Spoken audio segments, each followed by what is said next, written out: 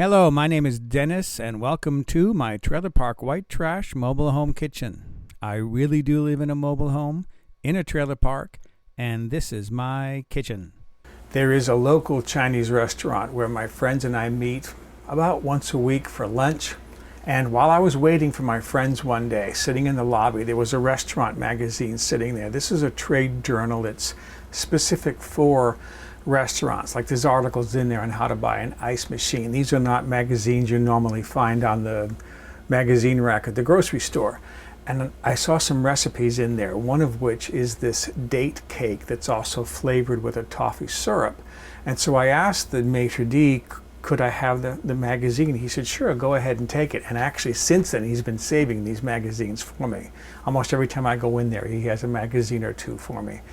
So anyways, today what I want to do, because it's raining outside, it's chilly, perfect day for baking, I want to do this toffee date cake. I've tried it once already. It is absolutely delicious. I adjusted the recipe a little bit because I want more cake. The first time I made it, it was only about an inch thick. I want a good high cake. So that's what I'm going to do today. But first, I want to get into the ingredients that I'm going to be using for making my toffee date cake. For the cake, I'm using 24 medjool dates. I've pitted these. I'll be chopping them later. And then this is about 12 to 14 ounces total, or 340 to 400 grams. I have 2 1/4 cups, or 532 milliliters water, 1 teaspoon baking soda, 1/3 cup, which is about 5 ounces or 140 grams of butter. That's at room temperature, so it's soft. 1 1/2 cups, 10 ounces, 284 grams granulated sugar. 2 large eggs. My large eggs weigh about 2 ounces or 110 grams each in the shell. And then I have 4 cups, which is 18 ounces, 410 grams of all-purpose flour, 1 tablespoon baking powder, and then 1/2 teaspoon salt. For my toffee syrup, I'm using 1/2 cup, which is 4 ounces or 112 grams of butter, 2 cups packed. That's why it looks like this. When you pack brown sugar, it should be able to hold its shape when you turn it out. 2 cups packed, or 14 ounces, 400 grams, I prefer to work by weight, of light brown sugar, and then finally 2 cups, 473 milliliters of heavy cream. I'm going to be whipping up more cream later on for garnish. So those are the ingredients I'm using for my toffee date cake.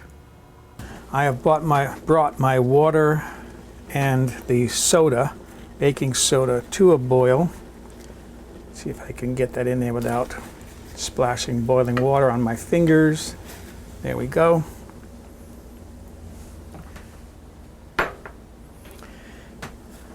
Then bring this water back up to a boil and then reduce the heat to low and simmer this for 5 minutes. You do have to watch this closely, or use a really big pan, because this pan is too small. But this ceramic, French-made ceramic pan was given to me by a friend of mine, Maryland, and I love this pan, so I use it a lot. It will boil over if you don't watch it, so that's why I'm saying use a big pan or just stay with it. Okay, it's just starting to come back up to the heat again, so I'm going to set my timer for 5 minutes. And then what I'm going to do is I'm going to move this into a stainless steel bowl. I put a stainless steel bowl to the side here. I have run some cold water into the sink. I have the sink halfway filled with cold water. I'll put this in the pan, set the pan in the cold water, and let that cool, because you have to cool this down before you're ready to work with it. It can be warm, you just don't want it hot. Okay, so this is going to take 5 minutes, and then we'll move on to the next step. I want to combine first my sugar and my butter. I checked the dates, and they are nicely cooled now. So I want to get this cream together. Again, this is why you want to use room temperature butter. Imagine how difficult this would be with cold butter from the refrigerator. I want to get a little knife here, use the back of the knife to scrape this off.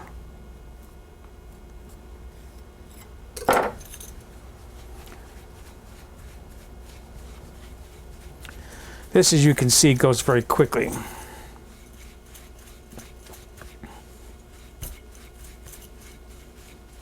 All right, that's good enough. This doesn't have to be too fancy at this point. Just get those mixed together. Try not to get butter and sugar all over the counter.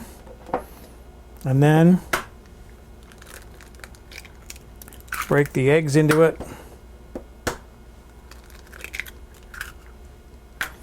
And get those mixed in.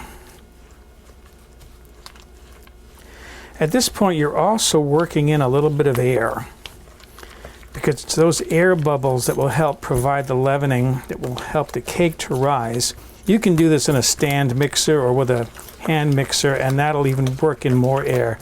Those little tiny air bubbles will expand when the baking soda starts reacting and creating air, gas. And that's what will help the cake to rise. The baking soda has a little bit of acid in it, usually cream of tartar.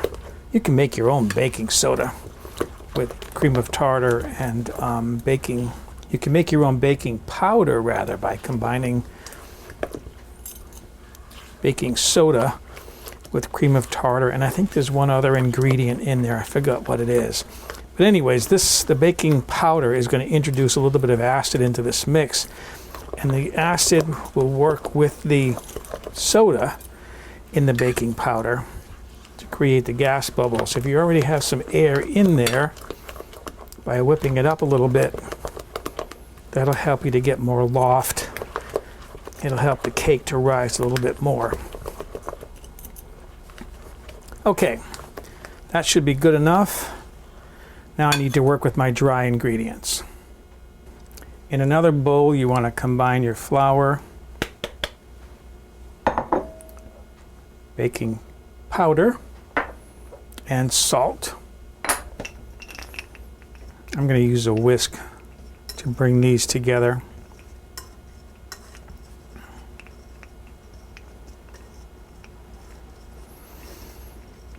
All right, and I am in the meantime heating my oven to 350 degrees Fahrenheit. That's 177 centigrade. So I have returned to my first bowl. Here are my dates, cooled.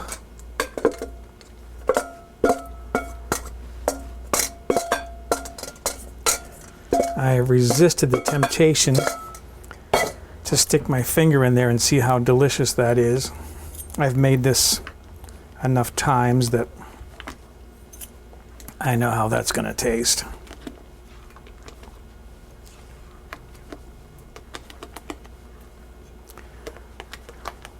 So that gets mixed together.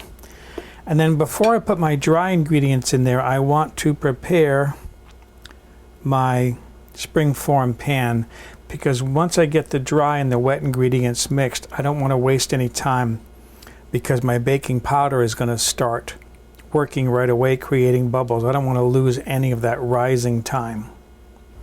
Okay, I've prepared my rectangular springform pan. Going to put my flour mixture in here and get this mixed in. You can do all of this with an electric mixer if you want. I'm just so used to working by hand that it's just, I do it without even thinking about it. I have a stand mixer, and I only use it mostly for bread. And when I have to whip cream, I've done whipped cream with a whisk. It's a lot of work. Try whipping egg whites with a whisk. I've done that too. That's a lot of work. Okay, so bring the batter together, scrape the sides of the bowl. This is looking good. Make sure that's well mixed in. No lumps of flour. Okay. And then here is my springform pan. If you know me or you've seen my other videos, you know I like parchment paper. If I ever get famous and have to write my memoirs, I already have the title of my book, The Life of Parchment Paper, Not Confetti. Pretty catchy title, eh? Okay, pour this into your pan. This is a 9 by 13 inch, 2 inches deep baking pan. You can use cake pans if you want, round cake pans. I would use 2 probably for this, because this is going to make a lot of cake. And then just spread this out evenly to fill the bottom. My signal did go off on my oven. My oven has come up to temperature. It's 350 degrees. I'm going to bake this for a total cooking time of about 40 minutes. Starting at about 30, I'll start checking the internal temperature. I like to use a thermometer when I bake. So I know the internal temperature has to come up between 195 and 205 degrees Fahrenheit. Do I have that written down in centigrade? No, I don't. So look on the recipe from the website. When you download that, that'll have the conversions in it. I did butter the sides of this pan, by the way, but I didn't bother with the sides and these 2 end sides, rather, and the bottom, because obviously that's covered with parchment paper. So as I said, about 40 minutes. After about 15-18 minutes, I'm going to rotate this around one time, halfway around. In other words, 180 degrees in the oven, so that I know it'll bake evenly. So this is now ready to go into, again, a 350 degree oven. While my cake is baking, I'm going to prepare my toffee syrup. That's the heavy cream.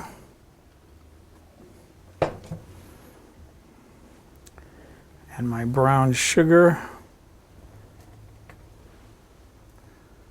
Putting that in there carefully so I don't splash anything. And finally my butter.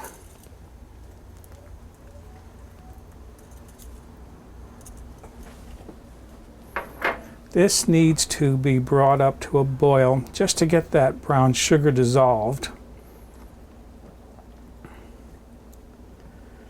And then once it comes up to a boil, remove it from the heat and just set it aside. This can be reheated as needed later on. Half of this, roughly half of it, is going to go into the cake. I'll show you that. And the other half is going to be used as a garnish afterwards. Here is my cake fresh from the oven. This came up to about 198 degrees inside, so I know this is done. This is a turkey fork. I actually have 2 of these. These are for lifting a big turkey out of a roasting pan. I'm going to use it to pierce this cake, to put the syrup into it. I'm just going to put holes inside of my cake.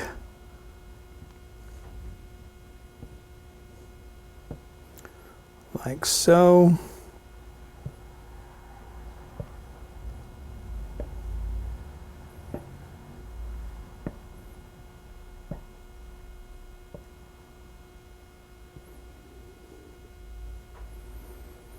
Let's see.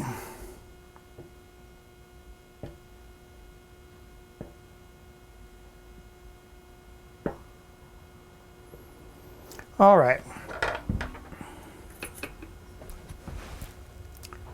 And then I have my toffee syrup here.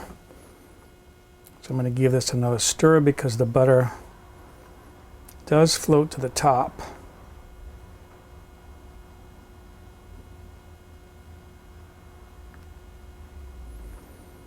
This is still hot. I don't know whether you can see the steam rising. I can. So that's good. That means the butter is going to stir in easily. And then normally what I would do when I've made this in the past is I would use a large spoon to pour this syrup over the top. But I'm going to use a baster this time. I think it might give me a little more control. Hopefully I can do this without cracking this glass. And what you want to do is you want to let it go into the holes. Some is going to run down the side, which is okay. But the nice thing about using a baster, if too much pools on the side, I can use the baster to suck it up and get it back onto the cake. The problem with too much collecting on the side is that it'll run down the bottom and out the bottom of the springform pan onto your counter. So I try to avoid that. You can also stick this in there and infuse it a little bit if you want. I actually like that idea better. But I do want some over the top because it'll glaze this top and give the top a nice look.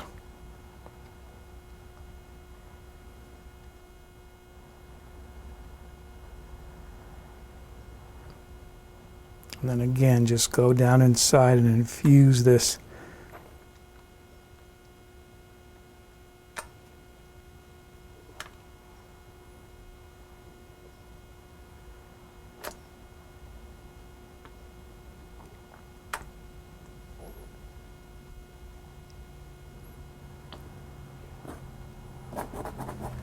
Okay. I am satisfied with that. I'm going to let this cool now a little bit, and then I'll be ready to put this on a platter and then taste it. Meanwhile, what I'm going to do is I'm going to whip up some of my whipping cream, the last of my heavy cream, and use that for garnish. All right, if all goes according to plan here, my pan is cooled down to the point where it's cool enough to handle. So there's my ring off, and then I want to use I'm going to turn this around and do it this way. I think it'll be easier to do it like this. And then slide this gently onto my platter like so. Perfect. Okay, so there's my cake on my platter. Finally, to get rid of this paper, just with a pair of kitchen scissors, cut down close to the edge of that paper to the edge of the cake, rather. That's one side.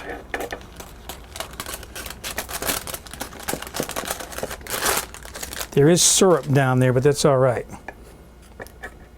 And I don't care that I have syrup on my scissors because these come apart and can be cleaned. Scoot that over just a little bit. And then I want to wipe my plate down. Presentation.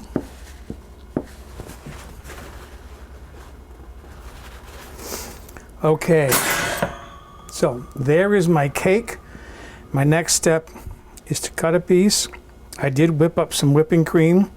I'm going to put a little bit of whipping cream on top, and then I'm going to spoon more of my toffee syrup over the cream. Going to pick at this and see how it tastes. Yummy good. Okay, let's do the plating. I'm going to cut a little square of cake here. You'll get about 12 to 15 servings out of this cake. By the way, this cake baked for a total of 45 minutes to come up to temperature.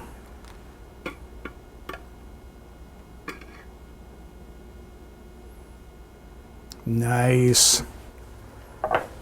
Now, I whipped some cream, as I mentioned, but not to peaks. I don't want it to form peaks. I'll show you what I want. I want it to be running, because I want it to drizzle down the cake. Like so. And then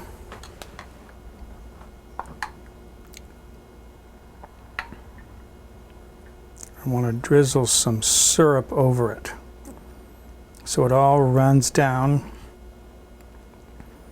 into a delicious looking syrup in the bottom of the plate. Doesn't that look fantastic? That needs a close-up. Check that out. Doesn't that look absolutely incredible?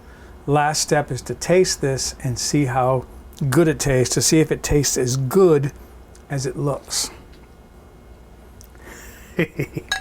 Oh, look at that. Oh, that looks so good.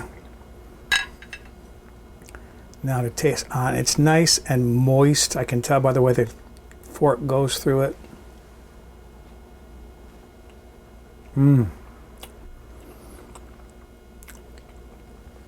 What I like about this is it's not overly sweet. I don't like cakes, especially with a lot of frosting on them, that are sickeningly sweet. This has got a mild sweetness to it. It's got that toffee syrup in the bottom of the dish. You can roll your piece of cake in the toffee syrup.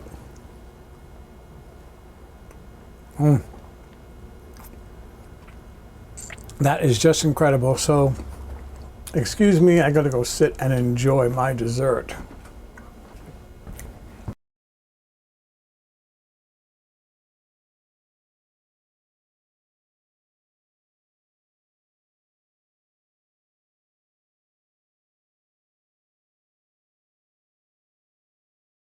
For a printable PDF copy of this recipe with step-by-step photographs, visit the White Trash Cooking website and look on the home page or in the recipe archive.